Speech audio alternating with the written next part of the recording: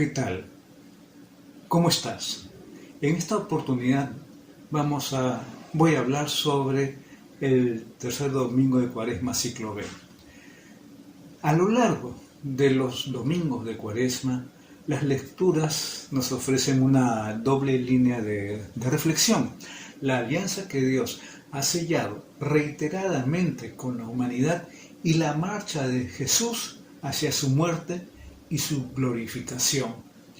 Después de la alianza con Noé y con Moisés, que hemos escuchado en domingos anteriores, en esta semana llegamos a la que se considera la más importante del Antiguo Testamento, la alianza que hizo Yahvé con su pueblo, lógicamente por la mediación de Moisés en el monte Sinaí, a la salida de Egipto.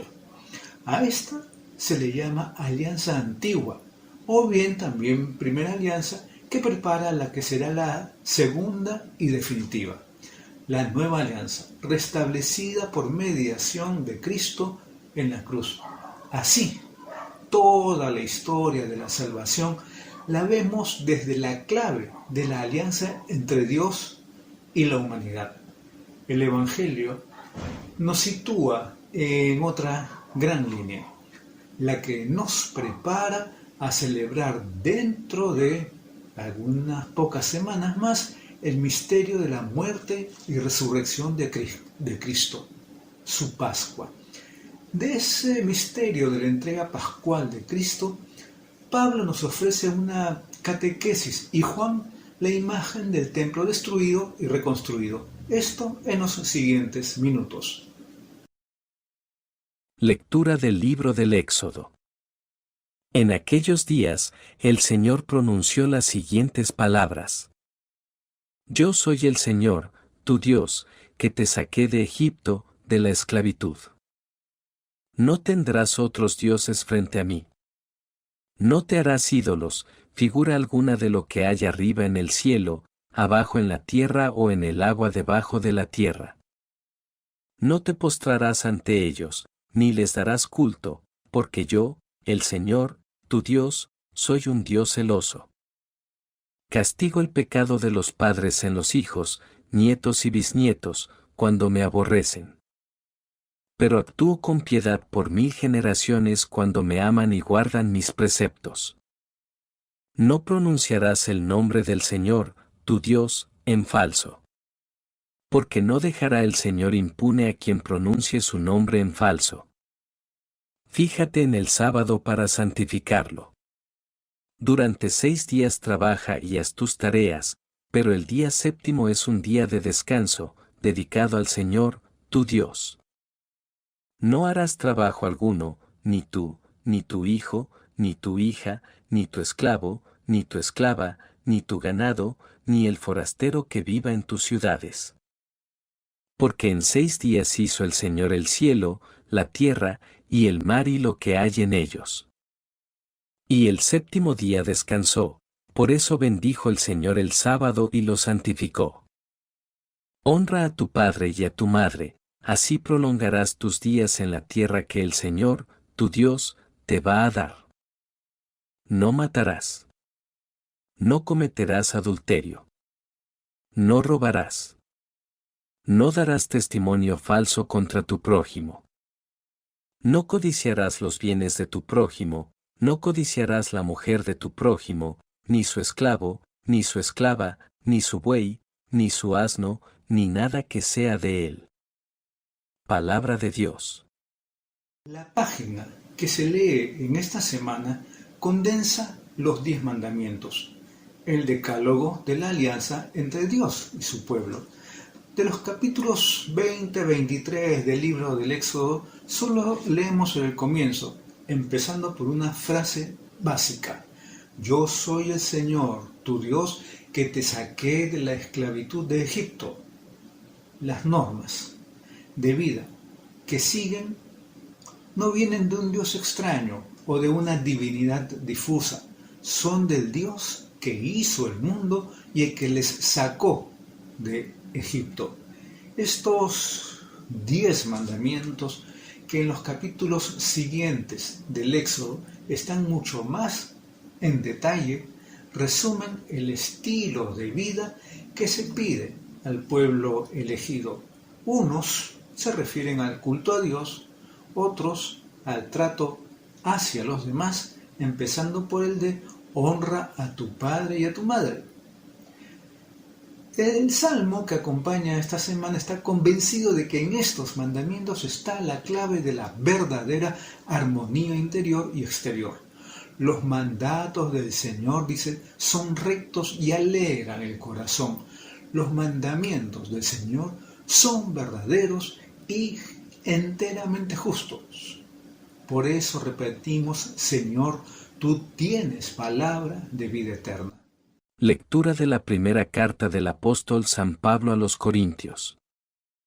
Hermanos, los judíos exigen signos, los griegos buscan sabiduría, pero nosotros predicamos a Cristo crucificado, escándalo para los judíos, necedad para los gentiles, pero, para los llamados, judíos o griegos, un Mesías que es fuerza de Dios y sabiduría de Dios.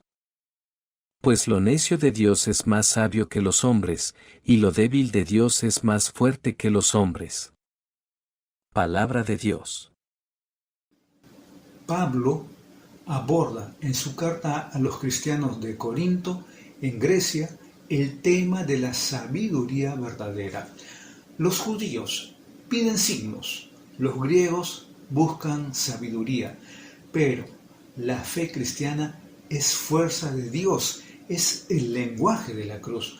Por eso nosotros predicamos a Cristo crucificado, que puede parecer necedad a los griegos y escándalo a los judíos. Lectura del Santo Evangelio según San Juan. Se acercaba la Pascua de los judíos, y Jesús subió a Jerusalén. Y encontró en el templo a los vendedores de bueyes, ovejas y palomas, y a los cambistas sentados, y, haciendo un azote de cordeles, los echó a todos del templo, ovejas y bueyes. Y a los cambistas les esparció las monedas y les volcó las mesas, y a los que vendían palomas les dijo: Quiten esto de aquí, no conviertan en un mercado la casa de mi Padre. Sus discípulos se acordaron de lo que está escrito: el celo de tu casa me devora.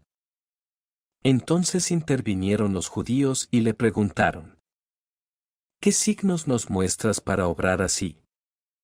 Jesús contestó: destruyan este templo, y en 3 días lo levantaré.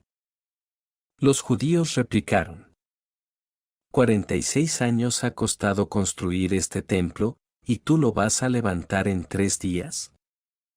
Pero hablaba del templo de su cuerpo. Y, cuando resucitó de entre los muertos, los discípulos se acordaron de que lo había dicho, y dieron fe a la Escritura y a la palabra que había dicho Jesús. Mientras estaba en Jerusalén por las fiestas de Pascua, muchos creyeron en su nombre, viendo los signos que hacía, pero Jesús no se confiaba con ellos, porque los conocía a todos y no necesitaba el testimonio de nadie sobre un hombre, porque él sabía lo que hay dentro de cada hombre. Palabra del Señor. Durante 3 domingos se lee el Evangelio no de Marcos, sino de Juan, con 3 símbolos expresivos de la muerte pascual de Cristo: el templo, la serpiente y el grano de trigo. El episodio de esta vez sucede en torno a la Pascua, lo cual para Juan ya es significativo. Jesús realiza uno de los gestos simbólicos que más debieron llamar la atención y provocar la ira de sus enemigos. Expulsó a los vendedores y cambistas del templo, defendiendo el carácter sagrado y, por decirlo así, cúltico de aquel espacio. Pero el principal motivo de la elección de este pasaje es el signo que él da para justificar su acción. Destruyan este templo.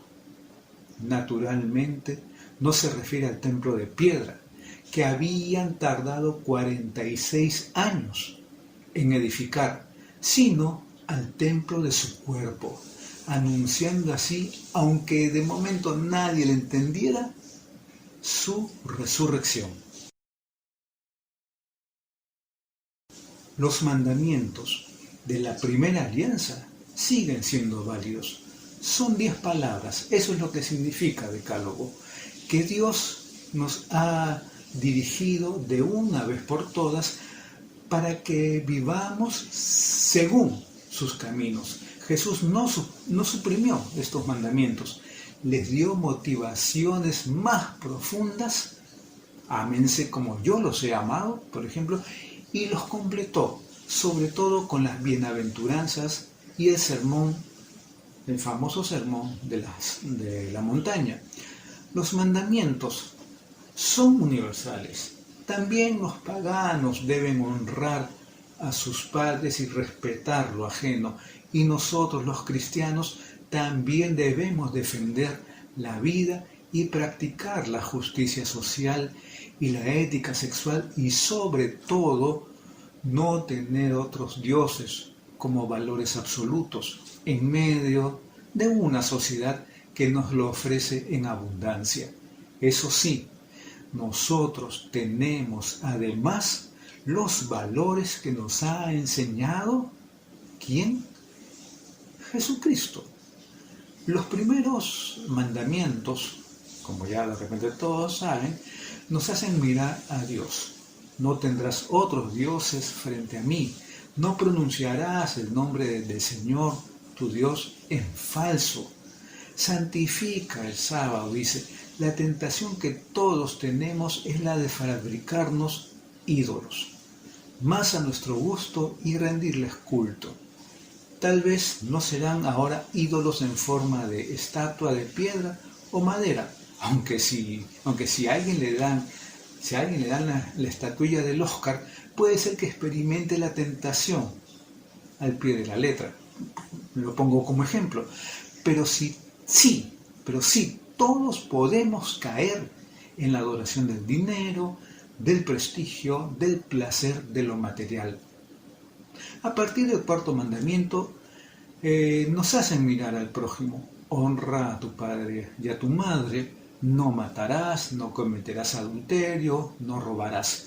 Dios hace suyos los intereses de los hombres y nos urge a que sepamos respetar la propiedad y la persona de todos. Quiere que le honremos a Él y que respetemos el día consagrado a Él, pero quiere también que respetemos al prójimo y que sepamos vivir en justicia y en verdad. Los mandamientos no nos quitan la libertad, al contrario, son el camino de una vida digna, libre, en armonía con Dios y con el prójimo, que es el mejor modo de estar también en armonía con nosotros mismos. Los mandamientos son el camino de la verdadera liberación. Algunos están con una fórmula negativa. No tendrás otro Dios, no matarás, no robarás, no codiciarás los bienes del prójimo. Pero son profundamente positivos, porque nos invitan a decir sí tanto a Dios como al prójimo. La ley, por eso la ley tiene su importancia en la medida en que traduzcamos en la vida práctica la actitud interior. Lo principal no es la norma en sí o la lista detallada de los preceptos. Detrás de esas normas, de esos preceptos, está el compromiso personal, la fidelidad a la alianza que Dios nos ofrece. Podemos decir con humildad y alegría, como el salmista, ¿no? Tú tienes palabras de vida eterna. La ley del Señor es perfecta y es descanso del alma. Los mandatos del Señor son rectos y alegran el corazón.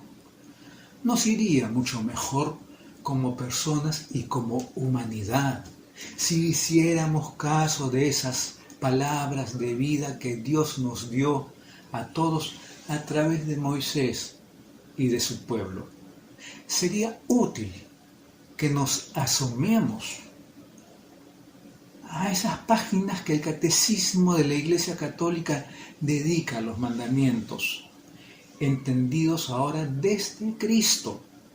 Es la tercera parte, la vida en Cristo, es la segunda sección, los 10 mandamientos, los numerales es del 2052 al 2557. Es una buena actualización de las palabras normativas de Dios que siguen vivas y válidas para toda la humanidad y también para nosotros, los cristianos.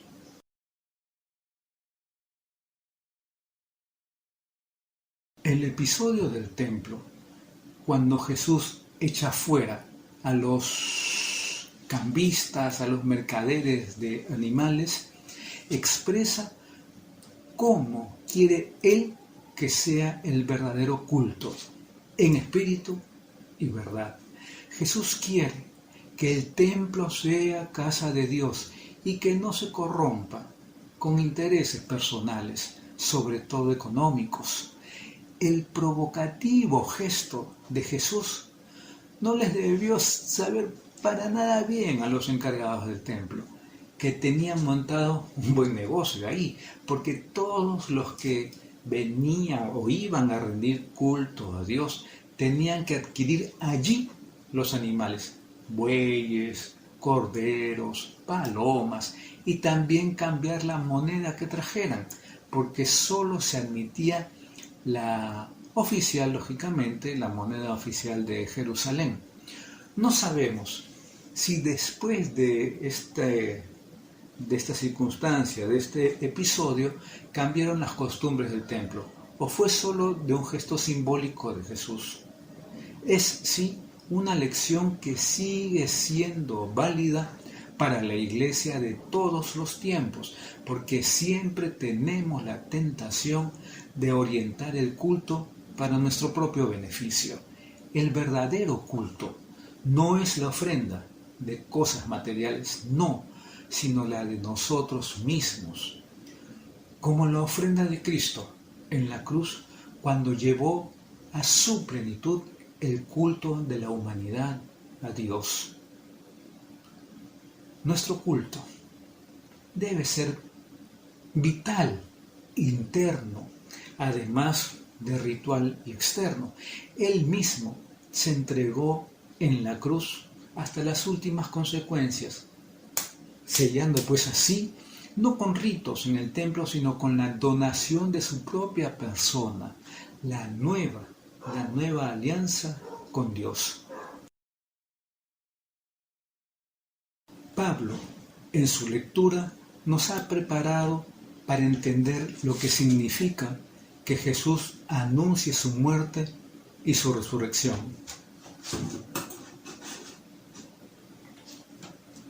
Lo que representa para nuestra vida la nueva alianza de la cruz de Cristo. Cristo crucificado no parece responder al ideal de sabiduría pues de los griegos, ni a los signos de poder que los judíos esperan del Mesías. Pero Dios se muestra sorprendente y no sigue los criterios ni de los judíos ni de los griegos. Más bien parece como si quisiera desprestigiar lo que los hombres llamamos sabiduría, demostrando que es necedad, mientras que lo que nosotros despreciamos como necio o débil puede ser a sus ojos lo verdaderamente sabio. Jesús hace una afirmación que deja perplejos a sus adversarios. Destruyan este templo y yo lo levantaré en 3 días. Para levantaré se emplea aquí la misma palabra griega que para resucitar, egeiro. El evangelista ya se encarga de decirnos que él hablaba del templo de su cuerpo. Por tanto, nuestra atención es orientada por el mismo Jesús hacia su Pascua, hacia su entrega en la cruz y a su resurrección, lógicamente, al tercer día. Nos conviene también a nosotros reajustar nuestra mentalidad, porque los criterios de sabiduría de este mundo no siempre coinciden. Ahora menos que nunca con los de Jesús.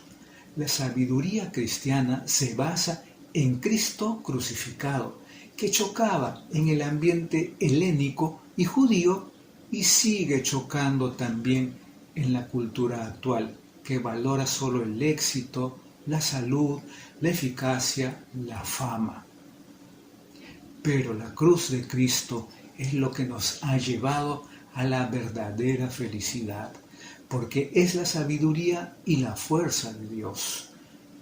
La Cuaresma que vivimos, además de recordarnos que la fe tiene que llevarnos al cumplimiento de las normas de vida que nos ha dado Dios en los mandamientos del Antiguo Testamento y en el Evangelio, nos estimula a centrar nuestra vida en Cristo Jesús y más en concreto en el Cristo pascual, el Cristo de la cruz y de la resurrección. Y por ello nos invita a una vida más exigente en su seguimiento. Debemos ir asimilando su sabiduría, la que el mundo de hoy puede seguir considerando necedad. Perdonar 70 veces 7, poner la otra mejilla, o el escándalo. El que quiera seguirme, tome su cruz y sígame. O no es el hombre para el sábado, sino el sábado para el hombre. Como ejemplo, ¿verdad? Estamos preparando la celebración de la Pascua. Es bueno que purifiquemos a la luz del mismo Cristo, el verdadero Maestro, nuestra visión de la historia y de nuestra propia vida, de nuestra propia historia, y que progresemos en la conversión cuaresmal pascual. Estamos en el tiempo que nos pide, pues, este tiempo va a dar la redundancia fuerte por excelencia de nuestro año cristiano.